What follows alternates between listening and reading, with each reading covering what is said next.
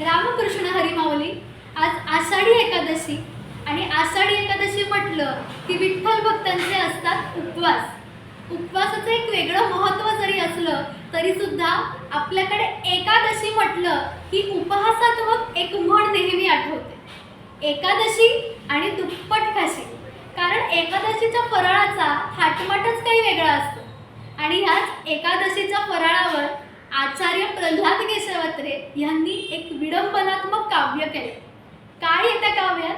एक मैत्रीण दुसऱ्या मैत्रिणीला सांगते की अगं बाई, मला उपास लागला एकादशीचा, काय फराळाचा थाटमाट होता सांगू का तुला?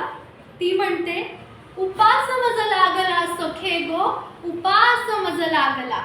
सकाळच्या नाश्त्याला काय होता फराळ? तर खारिका मोजिल्या 10, उकडीले बटाटे 6, किस नुसता केला पहा सखे गो, उपास मज लागला. एकटीचा विषय सुरू आहे बरं, एकटीने नाश्त्याला एवढं खाल्लं. मग पुढे ती म्हणते की दुपारचा फराळ काय केला तो तरी ऐक, वाडगा भरून लापशी. आता त्या वाडग्याचा आकार केवढा आहे एकटीसाठी हा महत्वाचा. वाडगा नाही, वाडगा भरून लापशी, घेतली पहा गोडशी. वर खिचडी खाऊनी तशी सखे गो, उपास मज लागला. आणि रात्री काय केलं?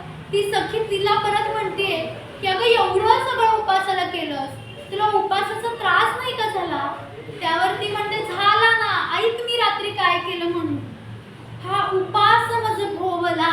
शेवटी भोवलाच बाई एवढा सगळा केलेला उपास. हा उपास मज भोवला, हा बरा जीव जाहला.